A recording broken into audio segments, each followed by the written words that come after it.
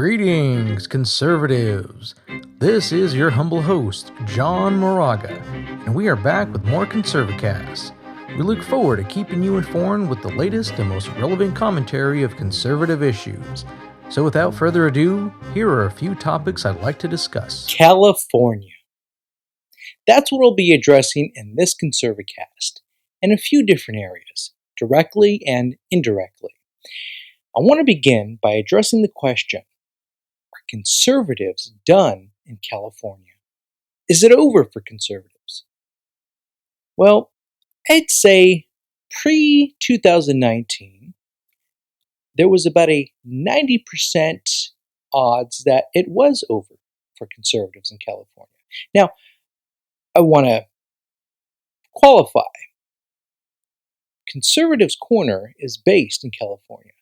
So there's kind of a inside baseball perspective, so to speak, that we have in the internal politics of California. And the first thing I want to address is pre-2019, as I said, there was about a 90% odds that it was pretty much done for conservatives. And the bigger picture for the GOP or Republicans, the Republican Party, it has for years been an uphill battle to win any seats, whether it was state seats or congressional seats. Forget about Senate seats. It has been pretty much a liberal Democrat bastion for a number of years, if not decades. In fact, a little known fact, unless you're pretty up to speed on things, Ronald Reagan, considered one of the conservative standard bearers, was actually a Democrat at one point. Yes, that's true. And obviously, he kind of woke up to what was going on and switched parties and became more conservative. And I'm not going to hash out some of his imperfections of things, but he was, for all intents and purposes, a conservative Republican politician. Now, what I was talking about being a 90% odds that it was over for Republicans, is that there have been a few things that have happened in the last year that have kind of changed my mind. Currently, the structure of the Republican Party in California is ridiculous. It's a joke.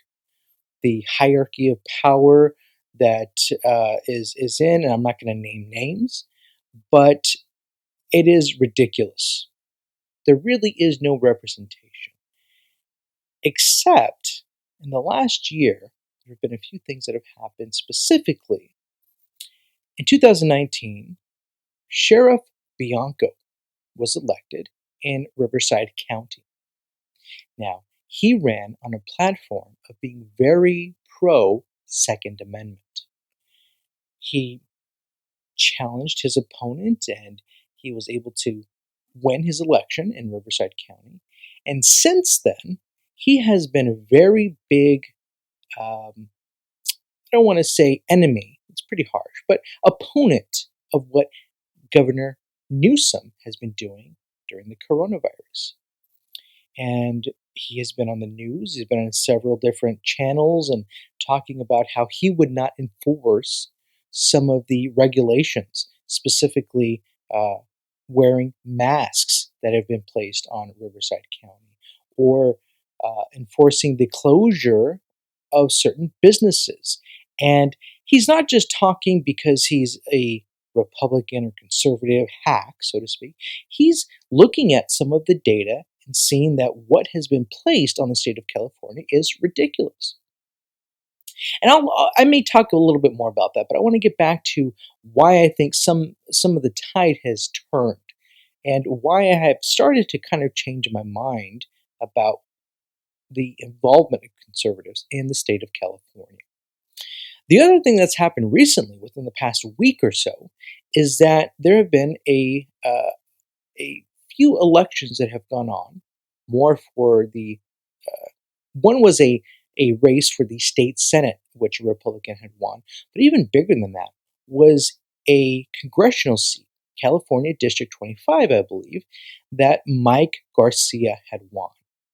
Now, he's been a very strong pro-Trump supporter, and it was a seat that was recently vacated by a liberal Democrat who was involved in some type of scandal. And there was the assumption that there would be a Democrat to replace that former Democrat. It was a very contentious race.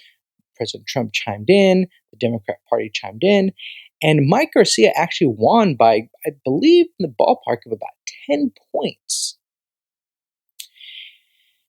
So, some things have been going on in California that have kind of raised my eyebrows, so to speak, in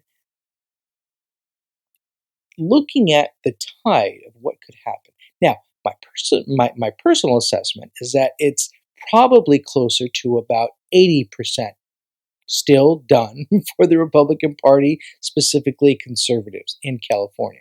But still, it's gone from 90% to maybe 80%. And depending on what happens in 2020, it may actually decrease to maybe 70, as maybe as low as 60%. If there are enough congressional seats, if there is enough percentage, California is a foregone conclusion that it will go for Joe Biden or any Democrat nominee running for president at this point. It's a blue state. It's a pretty deep blue state.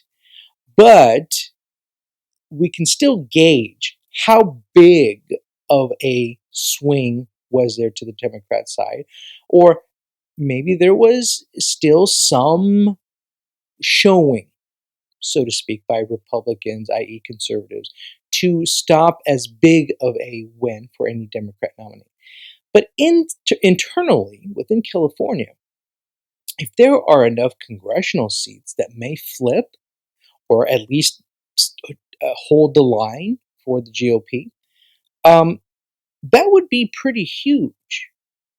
And especially if they are genuinely conservative Republicans running in some of these seats, not just rhinos who have just been, trying to funnel money into their donation pockets, but specifically if there are conservatives / Republicans who win certain congressional seats or even state seats, there may be a big surprise brewing in California. And I think with the election of people such as Chad Bianco in Riverside County as sheriff, who's been very vocal to speak out against Newsom's policies, or Mike Garcia, who won a very contentious seat. If those types of things are repeated in California in 2020, I would not be discouraged to say, hey, maybe California, maybe it's a very hard swing, but at least it's in some type of playing realm within the ball field, so to speak, to use an analogy. There may be at least some swing back, because as it currently stands, as far as the GOP apparatus, it's a joke, admittedly. California has been so deep blue for so long, it's very discouraging for the GOP, especially conservatives. Now, there are pockets, obviously. There are holdouts, there are pockets, but in 2018, admittedly, whether or not there were shenanigans by the Democrats to steal or take away certain seats, Orange County in Southern California used to be a reliable conservative, or at least GOP region of California. And it flipped in 2018. Now, it may flip back in 2020. There may be other parts of California, usually the more rural or internal parts of California. You have, obviously, northern San Francisco Bay and southern LA area, but there are still pockets that may be able to pull off some type of turning for the GOP, specifically conservatives. Now, some of the issues that have sparked this have been the Second Amendment. Again, kind of going back to why Sheriff Bianco has been kind of a big supporter of conservatives in some ways, is that he's been very pro Second Amendment, very pro gun rights, very liberty supporting. With this kind of segues into the next area that I want to talk about with California and the bigger picture of the coronavirus. Surprisingly, even a very deep blue liberal state like California has experienced some protests by residents who are fed up with Governor Newsom's policies. As I said, in Orange County, Huntington Beach has been a very big hotspot where people have gone to the beaches and have gone out. Northern, eastern parts of the state, counties, are opening up businesses. Other parts of the state are opening up businesses or defying Governor Newsom because it has reached a boiling point of his very liberal Democrat policies pushing up against reasonable Californians who may not have ever been politically involved before are now waking up and saying, that's it. This is the final straw. This is something that has gone way beyond reasonably trying to keep people safe, keep people healthy, to now actually imposing population control. Can I go out without a mask? Can I open up my business to generate revenue? Am I able to have a free flow of commerce, of travel, without being threatened by the state? That has really woken up a lot of people in California who otherwise may not be politically involved to say these liberal Democrat policies are just too much. Now, I put a big caveat in there. I'm not saying that all of these people are going to turn conservative overnight. I'm not saying that they're going to start registering as Republicans and there's this big Republican swing of things. But I will say, I would not be surprised if that did happen. I don't expect it to happen, but if it did, I would not be surprised. Just on a purely economic basis, a conservative economic basis. But there's also things like the Second Amendment, even things like abortion clinics that are still open or are allowed to be open, even though churches or businesses are not allowed to fully open within their capacities. Reasonable people are starting to wake up. There have been protests in Huntington Beach, protests in Sacramento, all over the state. Some of you who may have been privy to this or reading on the news may be aware of this, but others of you may be surprised that in a very deep blue liberal state like California, the pressure of the coronavirus has actually backfired on the liberal Democrats in many ways. Not everywhere, but in a lot of unexpected places. This could be an opportunity for conservatives and the GOP as a bigger entity to seize on, to really start taking advantage of. Now, I don't want to fuel the fire of political divisions and saying the right views one thing in one way and the left views things in another way. But to me, it's already too late. That's already the picture that's been painted, whether in the media or in social gatherings. That's already embedded, infused. So, in a bigger picture of the coronavirus that's going on in the entire country, even California has woken up to the overreach of the state. The desire to control your flow of movement, your flow of economy. So, the last thing I want to address regarding California, and I kind of touched on it, was the 2020 election. I cannot stress how much I would like to encourage the National Republican Party to invest in the California Republican Party for the 2020 election. It may seem like a pipe dream, it may seem hopeless,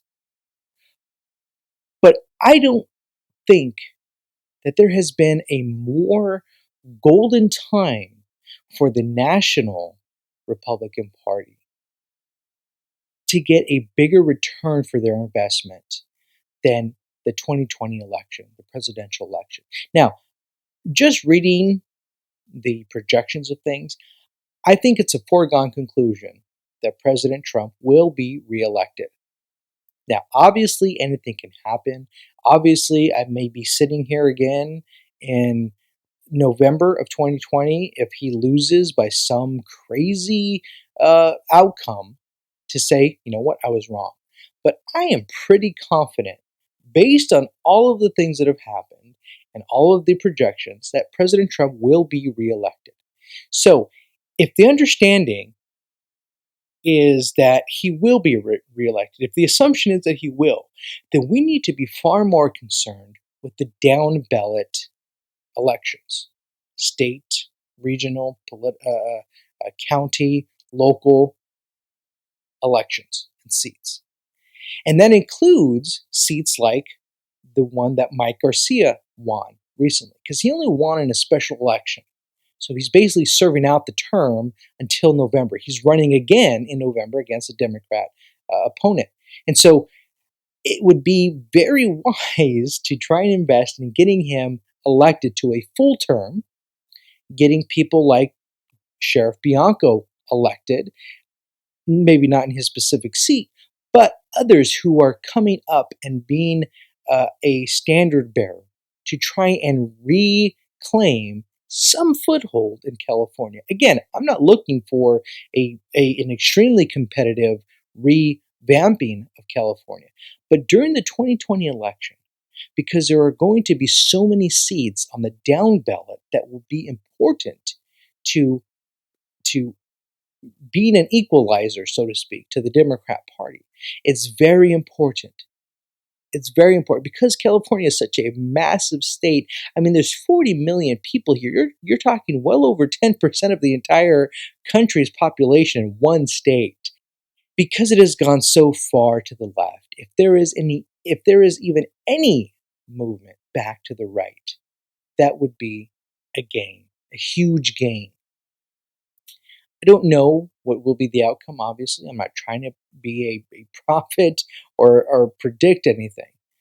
But I think there is a greater odds, there are greater odds that we can reclaim more of California in this 2020 election than we have in probably at least 2 decades. There are just so many opportunities, and kind of a bellwether to that, as I said, was the election of Mike Garcia, was the election of a senator in California. I'll have to try and look up her name, as it was a woman who had ran in the California Senate, Chad Bianco. There are vocal voices who are coming out in full force that I think if the National Republican Party was smart enough, they would invest in that. So that being said, just to kind of wrap up this ConservaCast, there's a lot going on in California internal politics that if you don't live in California, you may not be aware of what's going on. And I just want to kind of bring you up to speed on that. And lastly, on the last ConservaCast, I believe I did a recipe. We are still welcoming recipes to look at and consider. And we want to continue to bring these to you more often. I want to strongly encourage you to get the word out about Conservatives Corner. There are articles. We've actually revamped the website. If you haven't checked that out, please do. And just encourage people to stay motivated, stay encouraged. There are a lot of naysayers. There are a lot of detractors about the conservative movement, conservative values that we are kind of dissolving, so to speak. But if you actually look at what's going on, we are some of the most vocal voices out there. And Conservatives Corner, I think, is part of regenerating that voice as we approach the November 2020 election. It'll be even more important leading up to that, the months and weeks leading up to that, as we are in the midst of coming into summer now, and this coronavirus kind of teetering on either being wrapped up or having a different a projection of things. So please stay informed. Please encourage your friends and family to subscribe to our channel and to look at our website and to stay involved on social media, Facebook, especially YouTube. Thank you so much for standing with us. And I look forward to bringing you another ConservaCast next time. God bless you. Thanks for joining us once again, and we hope you will invite your friends and family to join us in our efforts to champion conservatism for generations to come.